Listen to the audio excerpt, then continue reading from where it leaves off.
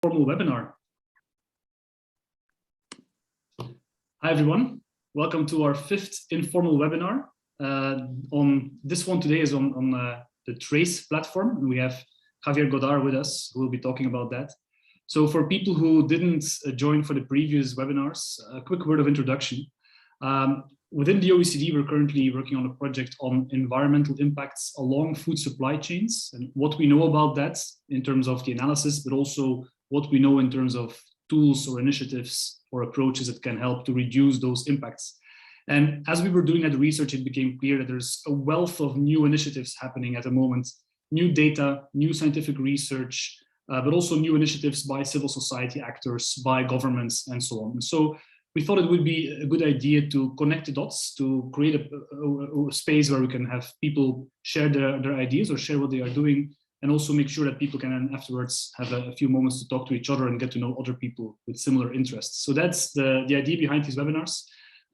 So the format that we've chosen for the webinars is the first half hour, let's say, we'll have a presentation of about 20 minutes, followed by some 10 minutes of Q&A. That is the part that is recorded, and that ends up on our YouTube page, and we'll send around the links to the different recordings afterwards. And then that sort of ends the core parts of the informal webinar.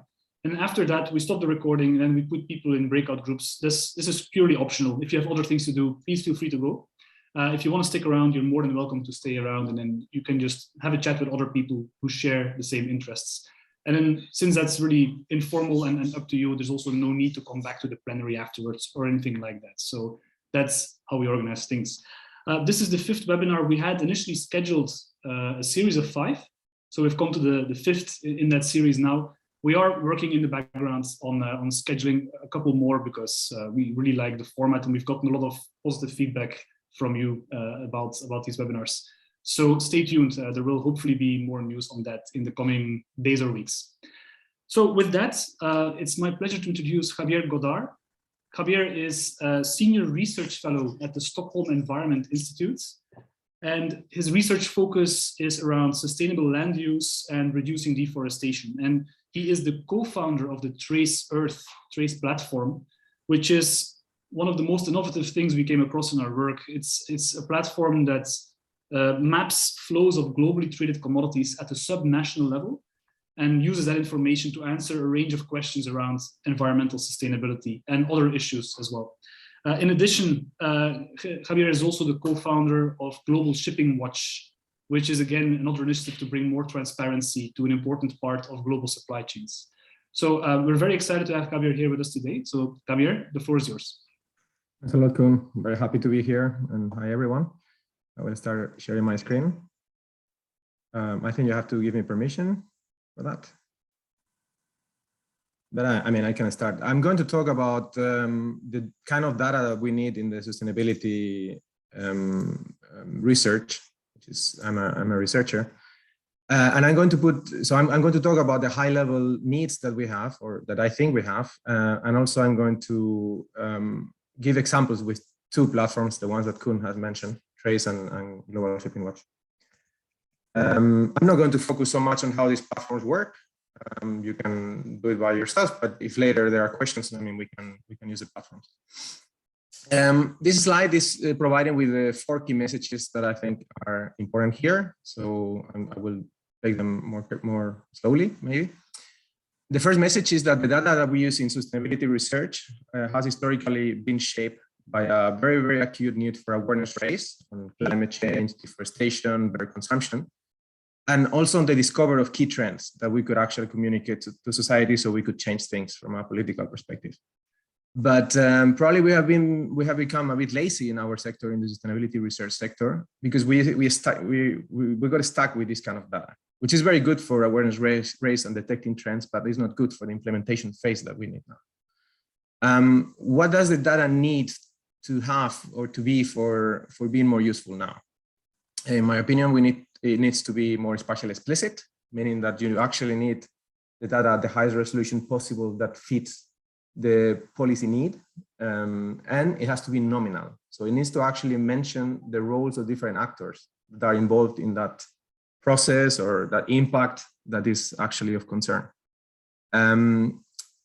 And in this context, what we realized like almost 10 years ago is that there's a lot of very poorly used but very useful data out there that quite often is not produced for sustainability research, but for a variety of purposes that we could actually use. So it's not that we need to start from scratch, but there's a lot of data out there that we could repurpose for sustainability research. And it's also, I think, quite important that we should focus on which data is needed for a specific application and policy decision, and not just settle for best available data, which is something that we do all the time, for example, in scientific papers. You know, it's like we are using state of the art, well, but have you wondered if that state of the art is good enough to answer your question? Because then you are going to get into creating very complicated models with lots of assumptions that are going to create the illusion that you actually have the answer for that question. But you can never get to the answer because your data is too bad. And also in that vein, also to be very, very mindful on the danger of the shine of the new technologies and visualization. Sometimes we think that just because there's a ton of data and it's very well presented and the visualizations are fantastic, the data underlying those platforms or those repositories of data must be good or adequate for the answering the question. And that's something that we need to be more critic about, in my opinion. So with these 4 ideas, I'm going to now look at Trace and Global Shipping Watch so we can exemplify and see how we try to tackle these issues. But before that, I wanted to just provide with a visualization of one of the points, the one on spatial explicitness. Here you see a very, very nice platform, which I actually use a lot, Trase.Earth, which is showing the FAO-Stats Comtrade data of trade between countries. And you can see that what you get is that Brazil has exported a given amount of soy to different countries. But obviously Brazil is a big country with areas with deforestation, areas with irrigation or not irrigation, with socioeconomic issues like semi-slavery or forced work, and others not. You know, so you actually need to know where is your soy coming from to understand the footprint that you have in the Netherlands or in China on your consumption of that soy. And this is basically what we did in Trace. This is a screenshot of Trace. I will show Trace a bit later. And it's actually doing that. It's looking at from which municipality the soy going to each of the different countries here in the right, and by which companies are actually trading that soy from the exporter perspective or from the importer in the countries of destination. And by doing that, you really have a lever for action. You can engage with these companies. You can actually prioritize in which regions of Brazil, in this case, you will have to tackle deforestation or socioeconomic issues and so forth. The same happens with some work that we are doing in Trace on finance. The Norges Bank from Norway asked, well, they wanted to analyze their investment in Minerva Foods, which is a main big cattle or meat producer. And actually there is data that you can use to map all the relationships between the different investments of Norges Bank that actually go to Minerva. So it's not just the direct relationship between the investment from Norges Bank in Minerva, but in all the other companies that are related to it. Yeah, so let's look a bit about Trace. So what is Trace and what is it for? Trace is an independent and science-based supply chain transparency initiative that wants to transform our understanding of the sustainability of commodity supply chains. We are focusing on tropical forests, so forest-rich commodities in the tropics, the likes of soy, palm oil, beef, cocoa, coffee, and so forth. And is divided in three different parts. And I'm not going to show all of them, but just for you to know if you have the time or the interest to explore for yourself. The first one is supply chains Trase.Earth, which basically does what Koen and I just said, which is mapping these key supply chains. The other one is Trace for Finance, which is actually gathering data that is public or can be found in the internet. We scrape the internet and some financial platforms, Bloomberg, Thomson Reuters, and so forth, to map the relationships between the finance sector and these traders that are part of those supply chains that we are mapping in Trace. And then we have insights.Trase.Earth, in which we curate the data, we analyze it, and we get like the main trends that we can extract from the data. So it's kind of helping people to understand our own data. And what is the purpose of Trase? The first one is to enable buyers, investors, and governments to manage risk and reduce impacts, obviously related with their supply chains, their involvement in global supply chains. Strengthening accountability by improving the assessments of that risk exposure and the targeting of campaigns and enforcement processes. As you can imagine, the data from Trase is quite interesting for journalists, NGOs, and so forth, because they really can filter the complexity of a supply chain and get it into specific stories and companies and places. And the third will be to enable a sector-wide assessment of the success of the interventions. So if you take, for example, the soy moratorium in Brazil or the efforts to decrease deforestation from palm oil in Indonesia, because we actually map supply chains year on year, normally like from about 6 to 10 years ago until today, then you can actually see if these policies, what has been the effect of these policies. And this is one of the more important parts of what we do in Trase. And obviously we have published some scientific papers on those topics. The coverage of Trase is obviously not 100% of the agricultural global supply chains, because we are focusing on tropical countries. But also within tropical countries, we are just covering the main ones, the ones that you can see there. That's actually, I think, the current state of the art of Trase, those commodities that you see there. So 8, 10, 12, 13, in about 10 countries. So we cover in weight about 60% of the trade in tropical forest risk commodities. And I wanted to show you how Trase works. So this is not Trase, this is another thing that I'm going to show later. So if you go to Trase.Earth, you will arrive into this page with the 3 parts that I mentioned before: supply chains, finance, and insights. If you go to supply chains and you get into the data tools, and I can pick, for example, palm oil in Indonesia, you will see that directly in just a few quick clicks and in very few minutes, you have a map of the supply chain of the exports from Indonesian palm oil. Here you have the provinces. They're actually districts, I think, in Indonesia with their names, in which the palm oil was produced. Here are the exporter groups, the importer, and the country of destination. So if I'm interested in the Netherlands, for example, with one click, I will have a map of the supply chain of the palm oil going from Indonesia to the Netherlands. And I can focus on this particular place.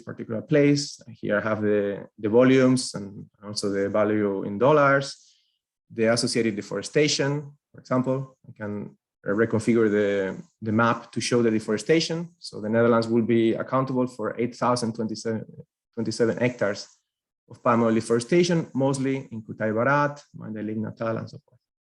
Well, as I said, I encourage you to explore Trase.Earth, because it's really, really rich in information. You can do a lot of things here. And I'm not going to mention much more. You have a map where you can actually surface some data on what is going on the ground, which could be, for example, on the zero deforestation commitments, for example. So here is showing you which flows of palm oil from Indonesia to the Netherlands are actually less well covered by zero deforestation commitments by the companies that are exporting. And this one, for example, would be the best one in this case. Again, please, if you have interest, have a look, or we can talk later about Trase.Earth. The information is open access, and you actually have a location here in download, where you can download the data as CSV file or as an Excel for all the years or for specific companies of your interest, and get a full report. All the information that we have here is fully available. And probably one of the most important things to talk about Trase is which kind of data are we using for doing all this. In the case of Trase, what we departed from bills of lading and custom declarations, which are very detailed trade data at the per shipment level, that we triangulated with information on production at those locations, but also with a very country-specific amount of data. For example, in some places we use sanitary registries for the slaughterhouses, for example, in the case of beef, or controls of animal movements, also in the case of cattle. We can get third-party reports on relationships between specific logistics like mills or warehouses and the locations where the commodity is produced. And we kind of put all these pieces together and we create a model that has some flows with a high degree of confidence. We are mapping them, or even 100% according to the information that we have. And in other cases, we are actually allowing for, the more, we are taking into account probabilities. And we put all these decision trees together and we run them for several years, trying to understand changes through time and changes through space. Yeah, and obviously you can imagine that because of the internet, the availability of sensors and the Internet of Things and so forth, we expect that this kind of data that can be used for sustainability research that is currently not will increase. And actually, it's very exciting when we find new types of data that we can use for this. I don't know if I have a lot of time, but very quickly on impact. Some of the things that Trace does very directly, as you have seen by my small I'm clicking in the map, is that it simplifies complexity. For example, you can very quickly see that very few companies, these ones are the main ones controlling soy, for example, in South America, very few companies are of interest in terms of looking at deforestation. It identifies also the entry points for change. So where do you have to engage? Here in this map, you see the areas in Brazil with the highest deforestation risk associated to soy. In these dark colors are the main ones. And you see that if you actually tackle deforestation in these two municipalities here, and this one, and this one, and this one, and this one, you account for the vast majority of the deforestation risk embedded in the exports of soy from Brazil.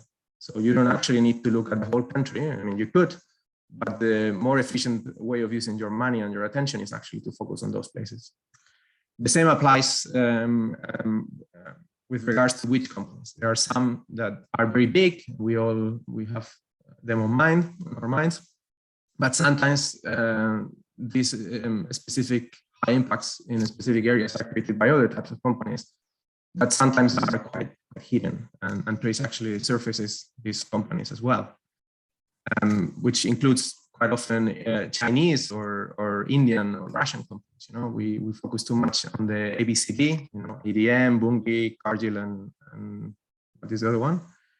And Louis Dreyfus, which are the main four commodity traders. But there's more and more Eastern Asia or Asian companies that are actually involved in commodity trade.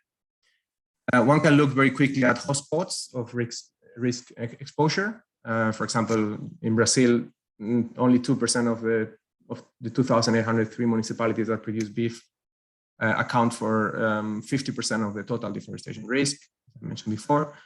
And you can use Trace for setting baselines for monitoring, as I mentioned before with the soy moratorium, to understand if the soy moratorium is actually working or not. So that's Trace. And then we realized that because we buy all these bills of lading and custom declarations, these very detailed trade data, it was actually possible to use that data for other applications.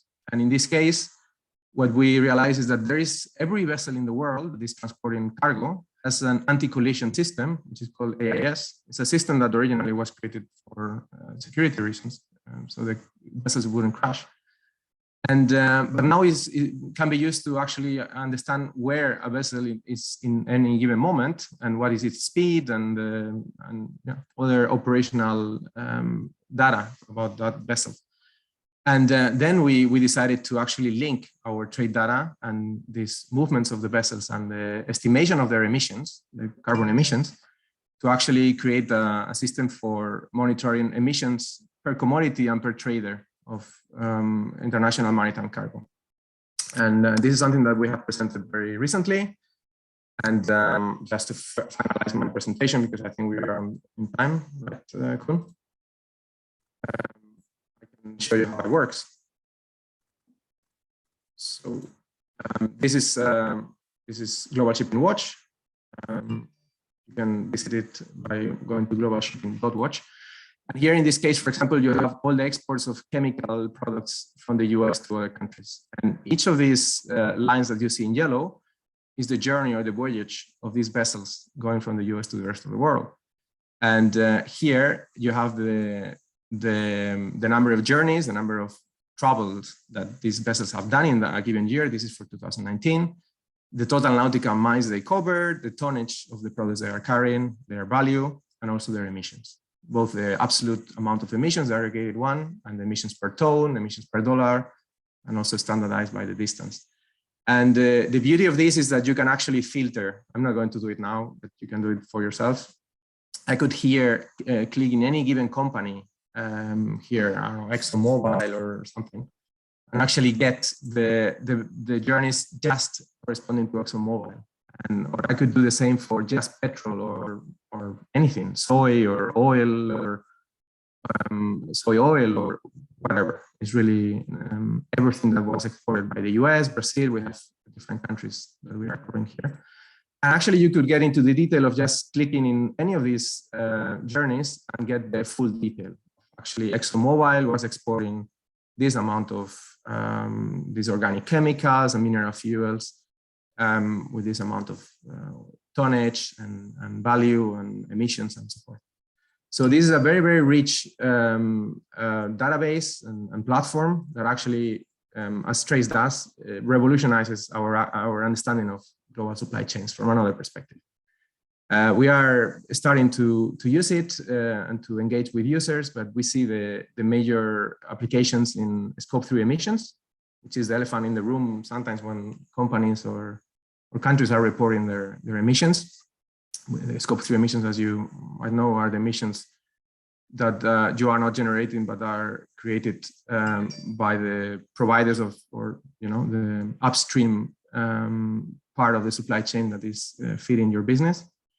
Also for better footprint analysis and LCA, life cycle analysis. And in general, for better information for improving logistics, chartering, which is how the vessels are actually being contracted to transport the cargo in different parts of the world. And obviously for trade intelligence applications. There's an obvious financial application, understanding the movements and the business of the competition and understanding geostrategic issues. Think on the Suez Canal, what happened last year, or now with the war in Russia and in Ukraine by Russia, how it has affected global maritime transportation. Well, this platform is helping understanding what is going on. And I think that's about 20 minutes, Kun. I don't know if... This was fascinating. Yeah? Thank you so much, Javier. Sorry for making it so shallow. I could talk more. This is perfect. Thank you so much. This was really, really interesting. So we have a few minutes left for Q&A. And as usual, people, you could either use the raise hand button in Zoom, or you can just type things in the chats. And I think if you type them in the chats, I think it's only me who can see them. But then I'll just ask the question to Kabir. And while you're all thinking about what question to prioritize, let me just go ahead with one question on my side. So as I understand it, the way that Trace works is a lot of the data that you're using is actually data that is generated in international trades, right? Bills of lading, customs data, and so on. Yeah. So does that mean that you have less detail or less granularity for the domestic side of the value chains in terms of the final consumption? Yeah, that's an issue. I mean, in some countries, potentially that information is available. But in general, because we depart always from the custom declarations or the bills of lading, that's an issue that we have. So what in some cases we have actually mapped domestic flows, like with Brazilian beef, but in most cases we didn't.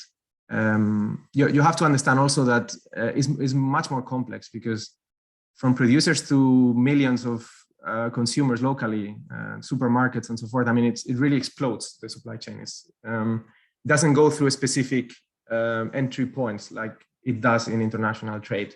You can actually track it in the ports it goes through one single vessel, is actually received by a specific single company.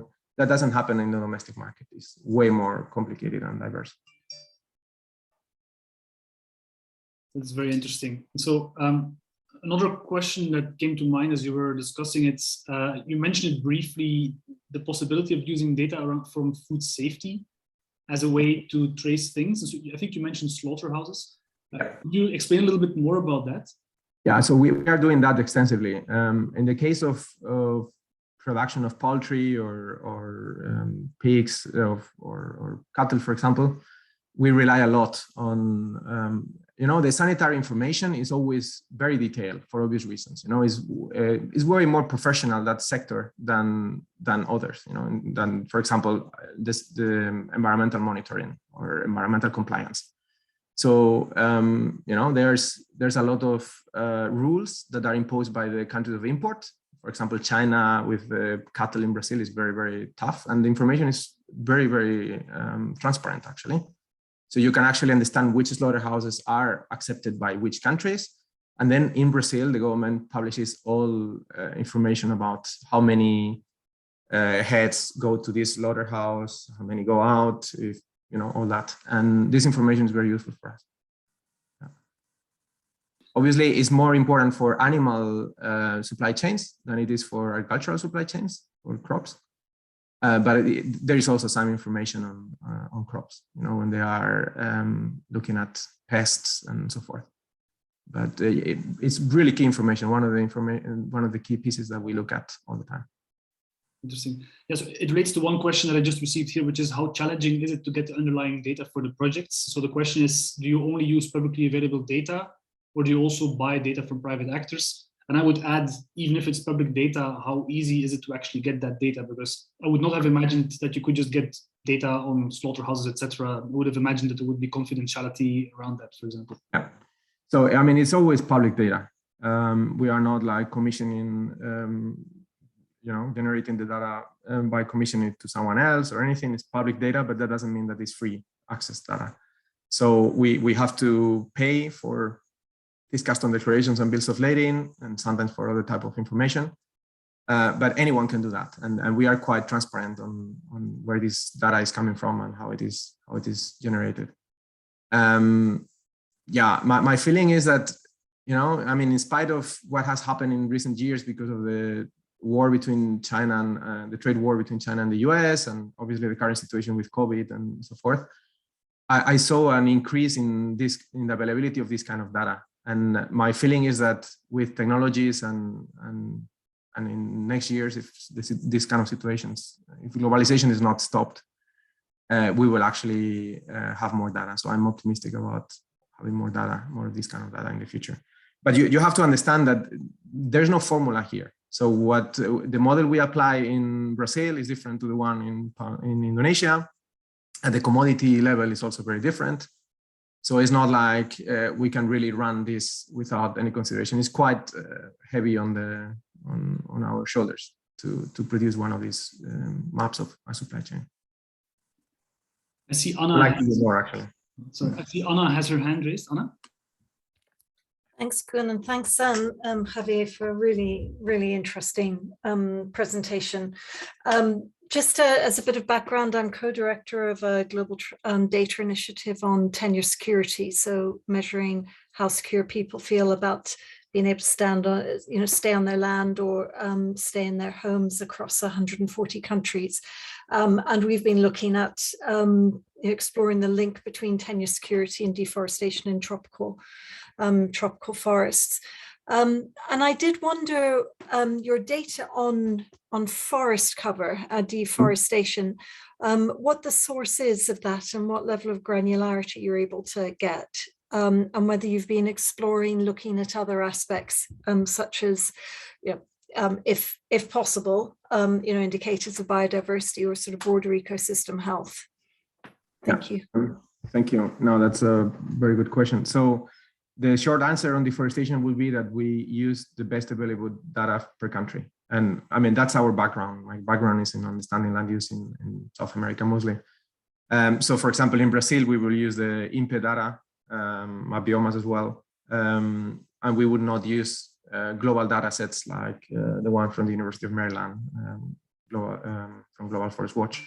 Not because it's a bad one, but obviously it doesn't, because it's global, the detail at the country level is not as good. We also take into consideration that the data set is actually well used for policymaking. It wouldn't make any sense to use data that the companies or the governments would not accept as minimally reliable. And in some cases, like in Indonesia, we actually have helped local organizations that create these maps when the government maps are not so reliable. We have helped them with funding to complement and to improve them. But the short answer would be that we use the best information available. And on the indicators, we have used a lot of indicators, especially in the beginning of Trace. We have realized that users not always like that. There was a lot of information there, a lot of questions about which ones we were showing and why we are not showing others. We are all the time using those indicators in papers, and we'll be very happy to engage maybe afterwards or by email, showing you what we have done in terms of biodiversity. We have a PNAS, a Proceedings of the National Academy of Science paper on biodiversity using Trace. We have data on water use. We have data on forced work and Human Development Index. So there is quite a big set of indicators. And to be honest, I don't know which ones are prevalent now because we have been changing and more on the technical side. But there's really a lot of potential to do that. And obviously, it's not something that we do ourselves in the Stockholm Environment Institute. We use the data from other organizations and we just embed those indicators in the flows that we are mapping. Really interesting. So one more question is, you spoke about engaging with companies and maybe even more broadly also governments. Could you say a bit more about that? Like, how is that data then used? How open are companies or governments to then talk to you about these issues? Yeah, so I mean, we have been engaging with companies from the very beginning, and there's a huge range of responses and uptake of our data. In general, I mean, they are aware, the main traders are aware of Trace, and there's a dialogue there. We have had more collaboration as of late with governments, specifically with the French government and the Norwegian government, which is a main funder of Trace, collaborating with their, as I said in one of the slides, with Norges Bank and others to help them understand the sustainability of their investments, for example. The French government, the Ministry of Environment, I think it's called More Things, is a long title, is now having a snippet of Trace just for France in their website. So we kind of filter Trace for France and they have it there and they are using the data. Yeah, and obviously there has been a range of organizations, non-governmental, governmental, and companies that have been using the data. Santander Bank have been in contact with us quite often, and other companies. I actually have some slides on that. I think someone will answer, and I can go very quickly here. So some fashion brands, the UK and German governments are using Trace for understanding their footprint ahead of the COP26. French government, as I mentioned. This is probably important. One paper that we did and information from Trace have been used to motivate the case for European legislative action recently on deforestation embedded in imports. That paper was not using exactly Trace data, but we were part of that paper in which we were looking at deforestation embedded in global trade of forest risk commodities, paper that we did like 2 years ago. So yeah, and yeah. We have been in the BBC, in the documentary of Richard Attenborough, and in one number of The Economist, we received, I think, 4 pages where they devoted to Trace and to show the kind of things we were doing. So yeah, I'm not the best person maybe to talk about these things. Other people in the team are more close, but yeah, there has been some impact. Obviously, we want more, and we hope to have more. Great. I think we'll have to conclude the first part of the webinar there. So let me just thank you again for a very interesting presentation, and thank you for the people who participated in the Q&A session here. So we'll stop the recording here.